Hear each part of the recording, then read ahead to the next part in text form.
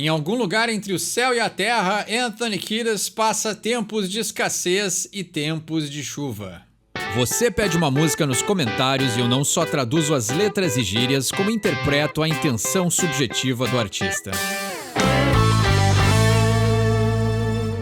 Sejam todos muito bem-vindos a mais um vídeo e faltam 8 músicas pra gente traduzir a discografia completa de estúdio dos Chili Peppers e essa semana voltamos para o Stadium Arcadium quase completo com Animal Bar. Antes da gente traduzir a música, eu fico muito feliz ali que Abrindo a Adega, mostrando discos desconhecidos, foi um quadro bem aceito. Dá pra fazer um volume 2, volume 3. Eu gosto muito de conhecer e pesquisar sobre bandas que não foram reconhecidas, né? Tem muitas aquelas bandas que estavam na crista da onda e acabaram não ficando famosas, mas chegaram a lançar material e às vezes, infelizmente, né? Ou às vezes a banda implode internamente porque não consegue dar conta do sucesso ou não consegue batalhar o suficiente até o sucesso vir, mesmo tendo discos lançados.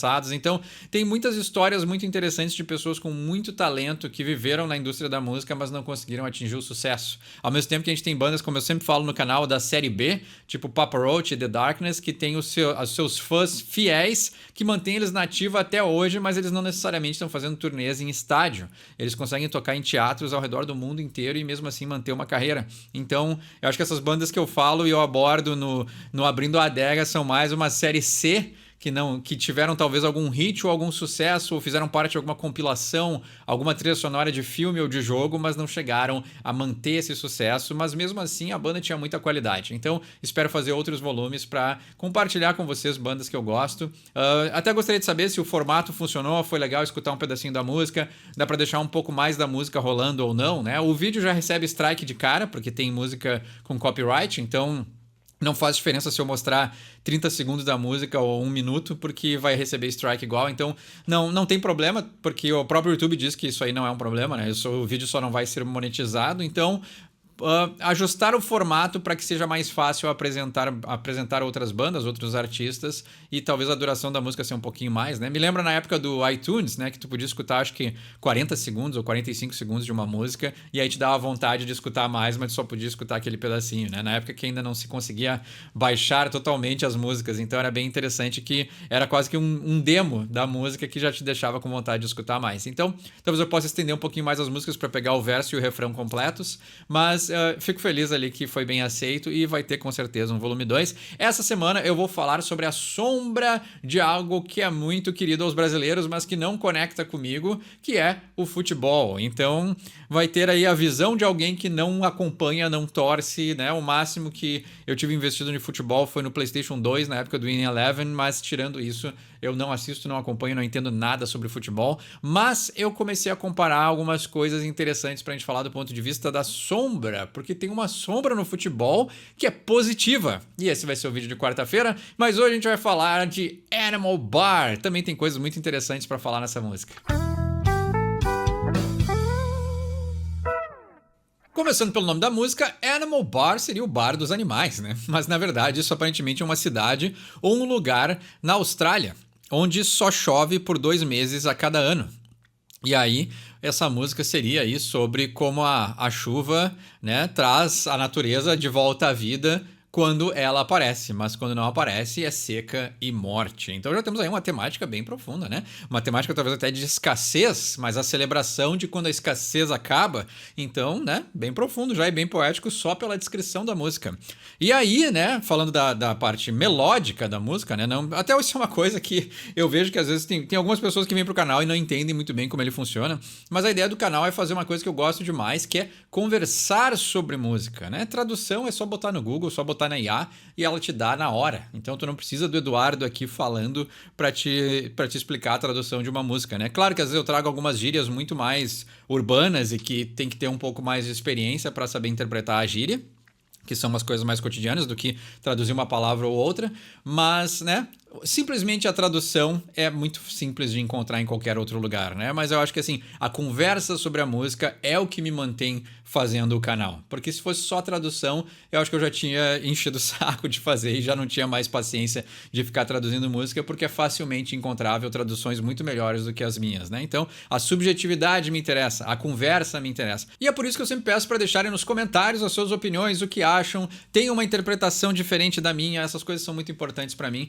porque porque a música e a interpretação, mais do que a música, é subjetiva, né? Vamos lá, então, falando da melodia da música, né? Olha só, essa música é fantástica, absolutamente fantástica. A dificuldade de se ter um Stadium Arcadium é que a gente esquece tantas músicas boas que tem dentro desse disco, né? Essa música eu nem lembrava que ela existia, e aí quando chegou no refrão, eu tipo, é boa. Mais uma excelente, mais uma música fantástica, mais uma música com um baixo interessante, um embalo fantástico de bateria, com um refrão que fica na cabeça, com aquelas pausadinhas, aquelas quebradas, com as harmonias absolutamente celestiais e angelicais do Frusciante. Então, todos os elementos que a gente já conhece e gosta nessa banda. Então, absolutamente fantástico. E vamos lá para a letra, onde ele diz no verso 1: Never 21 when everyone's a sailor, coming up strong at the Animal Bar, ever-loving mug of Mr. Norman Mailer, turn another page at the Animal Bar. Vamos lá, porque já tem referência, né?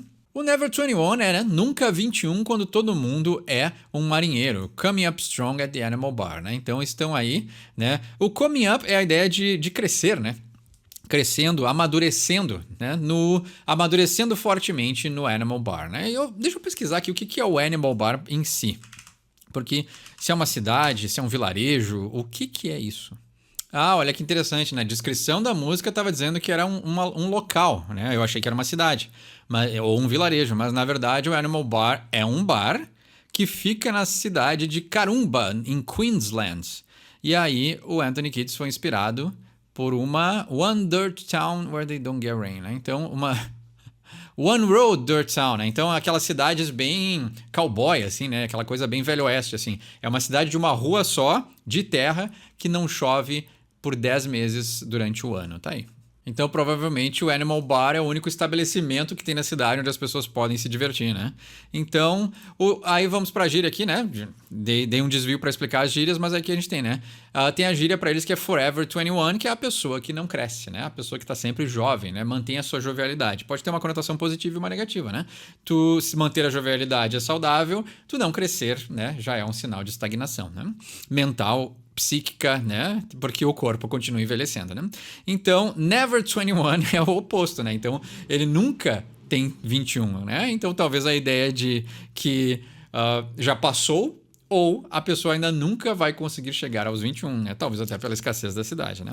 Quando todo mundo é um marinheiro, né? Então, essa ideia, né? O marinheiro pode ser um marinheiro de primeira viagem, mas também pode ser o velho lobo do mar, a experiência, né? Então, a gente tem aqui uma bastante dualidade nesse som, né?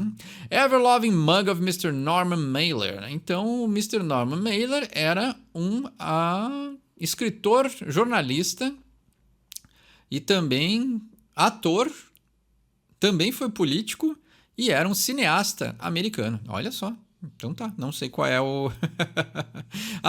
Ever-loving mug of Mr. Norman Mailer. Então, o mug pode ser o caneco, mas mug também é a cara, né? Então, tipo esses retratos que a gente tem aqui na parede, né? Então, os retratos são os mugs, né? Tanto é que quem é preso tem o seu mugshots, né? Então, que é a ideia de o retrato só do rosto pode saber quem é a pessoa, né? Ou aqueles bares mais famosos que tinham nos Estados Unidos que...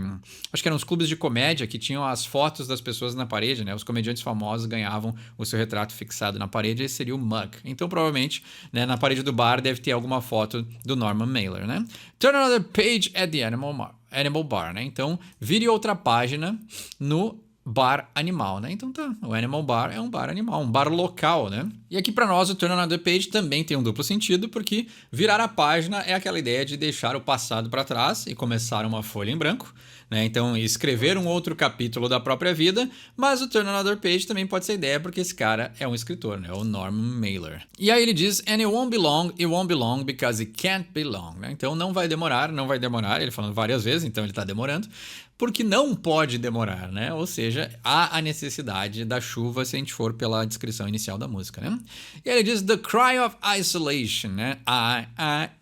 Né? The cry of isolation, the high of meditation, for sweet precipitation, the high of deprivation. Olha só, interessante, né? Então, o choro do isolamento, a elevação da meditação, pela doce precipitação, né? Então a precipitação é a chuva. The high of deprivation, né? Então aqui a elevação de estar privado, né? Deprivation é a privação, né? Então não ter as coisas, que pode ser a água da chuva, né? E aí aqui o elevado de não ter, eu acho que é aquela ideia da pessoa estar alucinando já, de talvez não beber água, estar numa escassez, né? Então pode ser uma escassez mental, de isolamento, né? Então tá tendo ali que meditar, esperando, né? Talvez tentando controlar as suas emoções nessa espera da chuva, né? Interessante, né?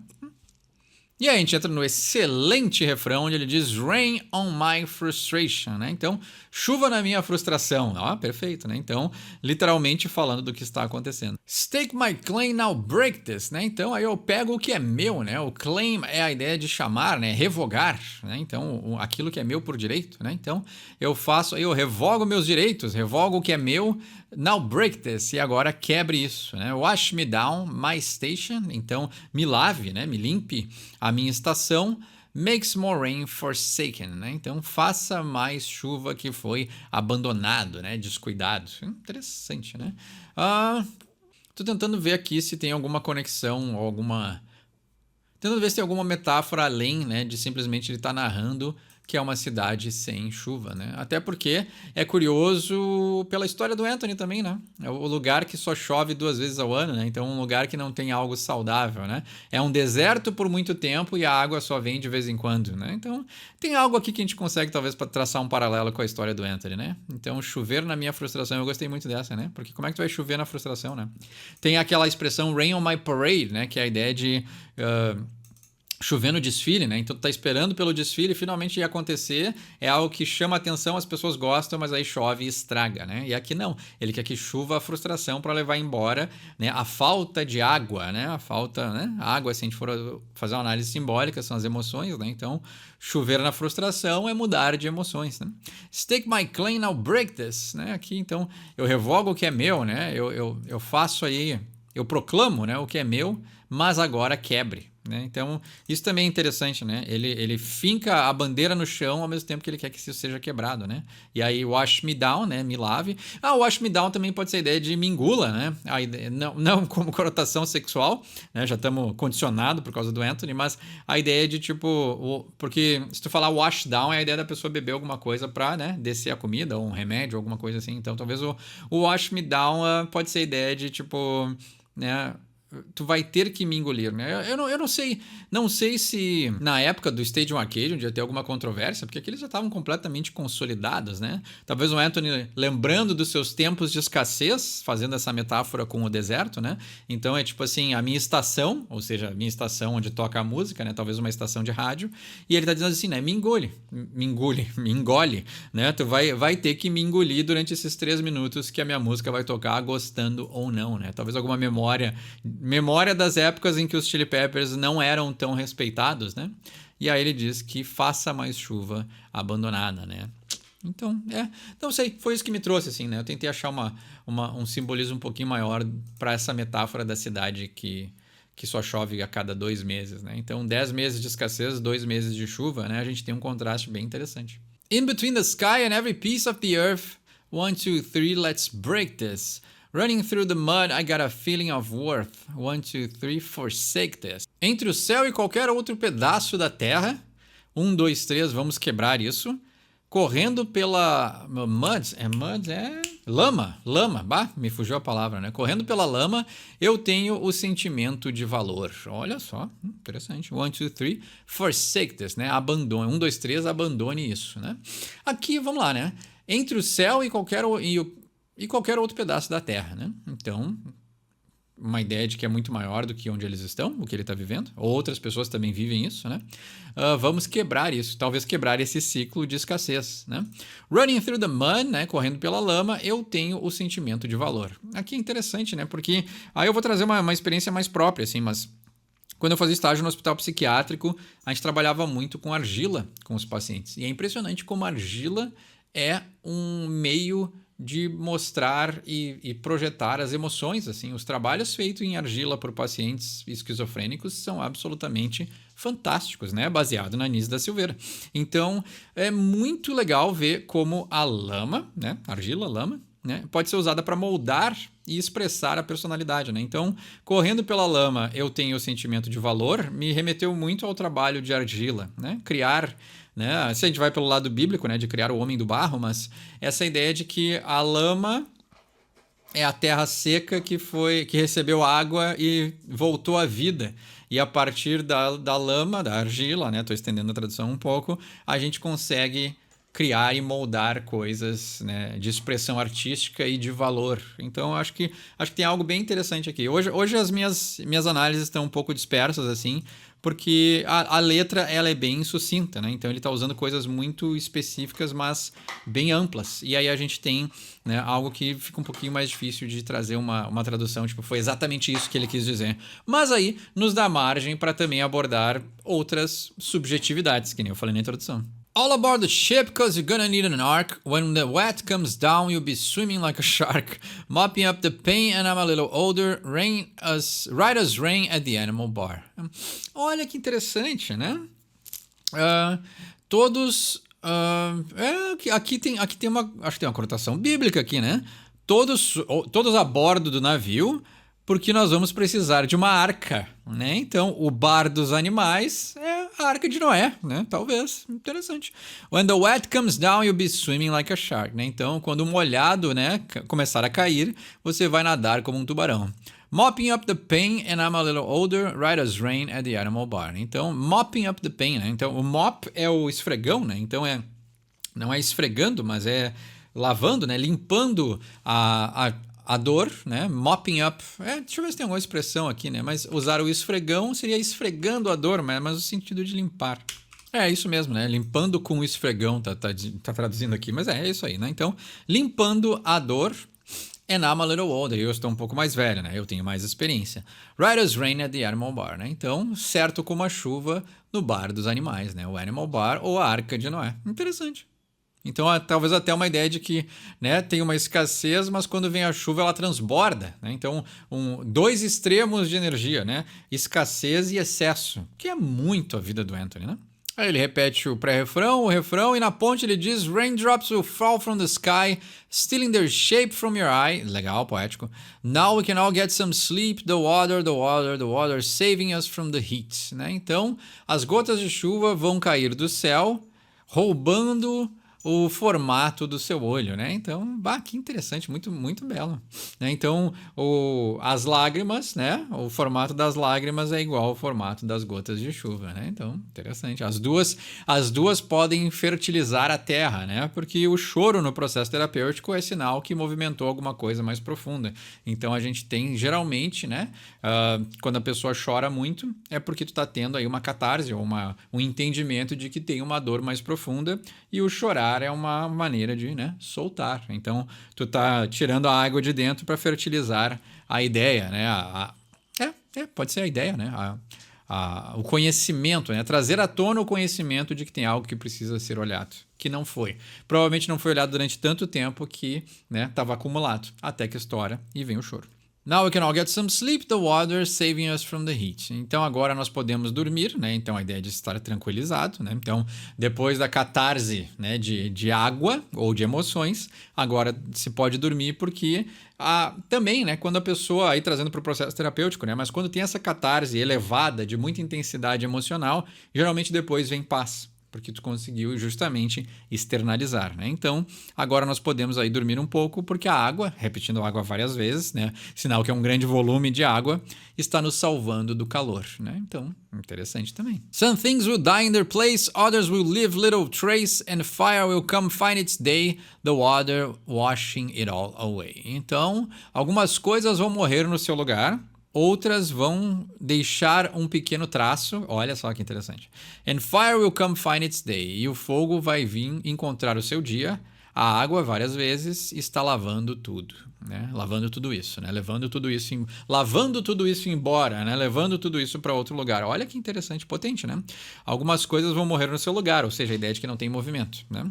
E algumas vão deixar alguma marca, né? Perfeito, bem poético e bem terapêutico, né? Psíquico.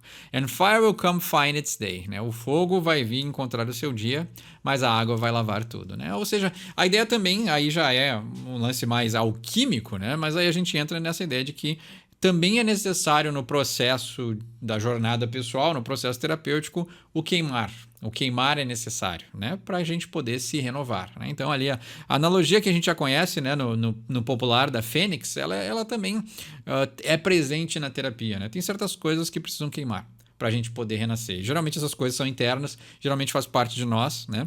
Então o fogo é aquela, né, simbolismos clássicos, né? O fogo é a raiva, o fogo é a paixão, o fogo é a intensidade e a água são as emoções, né? Então, quando esses dois estão muito altos, muito elevados, muito desbalanceados, geralmente a gente tem problema ou para um lado ou para o outro, né? Então, as emoções aglomeradas ali, né, acumuladas que não explodem, quando elas explodem, tem essas catarses, né, emocionais aquáticas, digamos, né? E o fogo geralmente ele explode em raiva. Então a gente tem, né? Eu não sou muito dessas metáforas, assim, né? Isso também faz parte do trabalho junguiano, mas tem algo de interessante, mas eu prefiro muito mais quando isso é usado na análise dos sonhos, né? Do que necessariamente analisar a pessoa como se fosse um balanço entre fogo, água, terra, coração, capitão planeta, né? Então, eu prefiro muito mais a análise do simbolismo da coisa do que necessariamente quanto fogo ou quanto água a pessoa tem dentro dela, né? Tem algumas vertentes junguianas que usam muito essas metáforas mais literais, assim, um lance mais esotérico.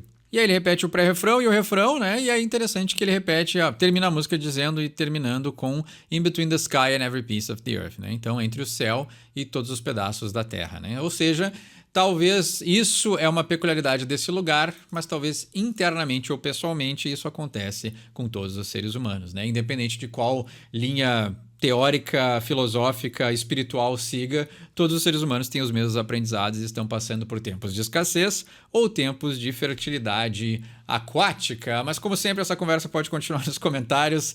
Meu nome é Eduardo, esse é o Sorry from My English e quem sabe inglês tira suas próprias conclusões.